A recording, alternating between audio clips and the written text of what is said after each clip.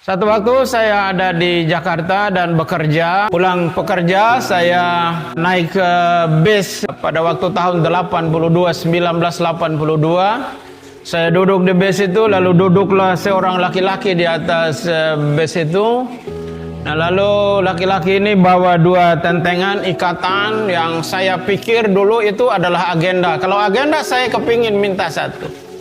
Lalu saya bertanya kepada beliau, apakah Bapak bawa agenda? Dia jawab saya, ini bukan agenda deh, ini kitab sucinya orang Kristen katanya. Lalu saya bertanya lagi, apakah Bapak orang Kristen? Oh, saya bukan orang Kristen deh, kata dia.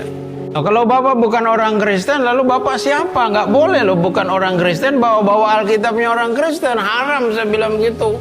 Oh, saya ini bukan orang Kristen, tapi saya ini adalah pendetanya orang Kristen.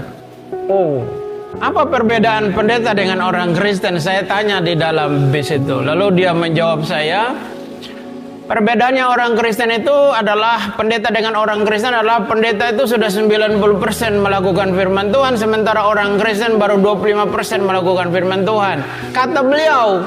Jadi akhirnya dari pembicaraan itu lalu dia bertanya kepada saya, adek agamanya apa? Saya bilang saya Muslim.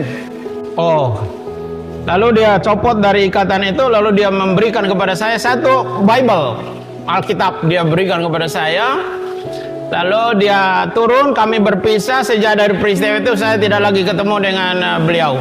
Saya tidak tahu namanya siapa, dari gereja mana, organisasi apa, saya nggak tahu. Akhirnya saya bawa Alkitab itu pulang ke rumah. Nah, lalu beberapa 2 minggu sesudah saya Alkitab itu ada di rumah, saya ingin mempelajari ini Alkitab, apa isinya kitabnya orang Kristen. Sesudah sholat isya saya deret ada Al-Quran saya, ada hadis Nabi beberapa hadis, lalu ada Alkitab yang belum pernah saya baca. Akhirnya setelah itu saya berdoa, saya membuka ini Bible dengan kalimat Bismillahirrahmanirrahim. Saya buka ini Bible dan saya kaget, saya menemukan satu kalimat yang paling depan itu ada kalimat kejadian. Besar sekali saudara, kejadian. Pada waktu saya membaca kata kejadian itu betapa kagetnya saya, lalu saya berpikir, berkata dalam hati saya, ini ada kejadian apa ini gitu. Akhirnya karena saya baca itu satu malam satu pasal itu, saya benar-benar pada waktu saya baca kitab Kejadian itu, saya benar-benar menemukan sebuah pengetahuan yang baru. Kenapa saya menemukan sebuah pengetahuan yang baru? Karena agama saya Islam tidak menceritakan bahwa Tuhan hari pertama Tuhan menciptakan apa, hari kedua apa, hari ketiga apa, hari keempat apa, hari yang kelima apa, itu enggak ada. Tuhan menciptakan manusia hari yang ke-6 dan 6 masa Tuhan menciptakan alam semesta. Demikian kata Al-Quran. Tapi begitu saya baca Bible, saya mendapatkan pengetahuan yang baru. Jadi saya tahu dari Bible bahwa Tuhan menciptakan hari pertama ini, hari kedua ini, hari ketiga ini, hari keempat ini, hari yang kelima ini. Berpikirlah saya, rupa-rupanya kitab ini bagus. Kenapa bagus? Karena memberi pengetahuan. Karena memberi pengetahuan, akhirnya saya baca setiap malam, lupa ama ngaji saking enaknya ini baca Alkitab. Saya tidak pernah ngantuk kalau baca Bible. Heran orang Kristen banyak ngantuk kalau baca Alkitab. Yang merasa diri, jangan tersinggung, jangan marah, tapi harus bertobat. Saya baca terus ketemu dengan hambanya Nabi Nuh. 40 hari 40 malam datangnya hujan, badai dan banjir, manusia dan binatang mati. Sama kisahnya. Lalu saya ketemu dengan kisah Nabi Ibrahim, atau di dalam Bible ini Abraham. Dan Abraham mempersembahkan dalam Bible ini, Abraham mempersembahkan anaknya Ishak. Sementara di dalam Al-Quran tidak dijelaskan bahwa Tuhan Abraham atau Nabi Ibrahim mempersembahkan anaknya, tetapi disebut anaknya yang tunggal. Saat itulah saya berpikir, kok berbeda ini yang dikorbankan. Satu tidak dijelaskan, yang Bible dijelaskan. Anakmu yang tunggal yang bernama Ishak. Tapi saya berpikir dua agama ini salah. Kalau salah yang dikorbankannya berarti ada satu yang benar. Mana yang benar itu saya cari. Lalu saya berdoa kepada Tuhan, Tuhan berikan kepada hikmat mana yang benar di antara dua kitab suci ini dan mana yang benar di antara dua agama ini, karena ini adalah dasar. Kalau dasar, pondasi rumah yang kita bangun dasarnya salah, ke atasnya pasti salah. Kalau dasar iman itu salah, ke atasnya juga pasti salah.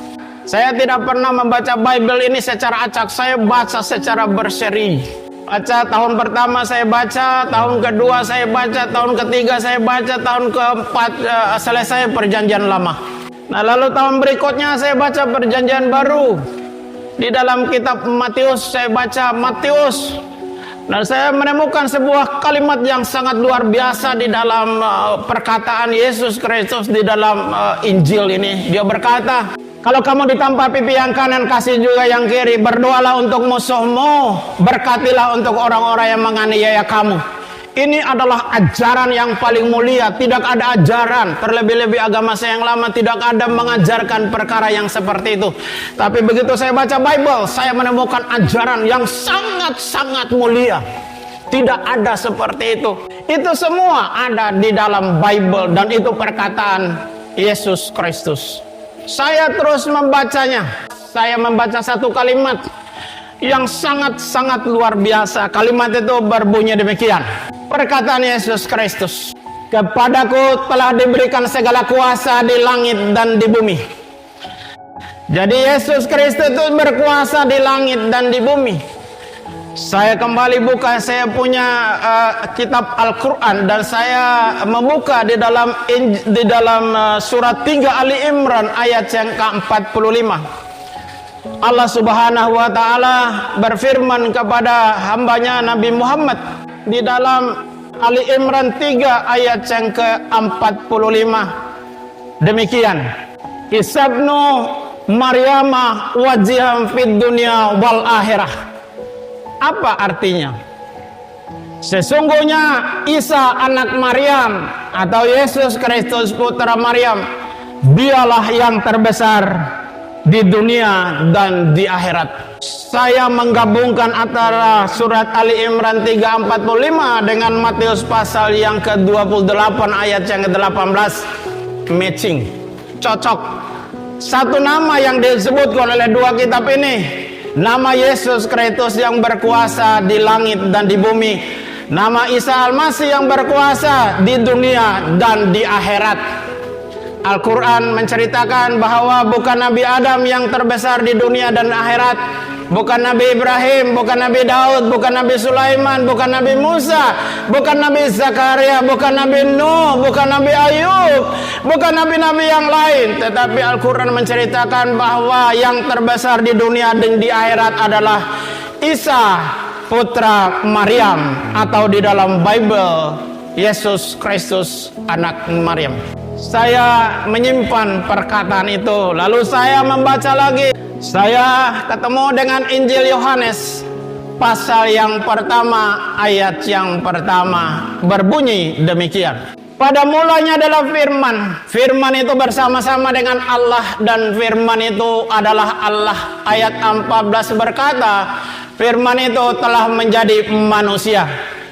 Jadi Yesus Kristus yang adalah firman itu, dialah yang menjadi manusia.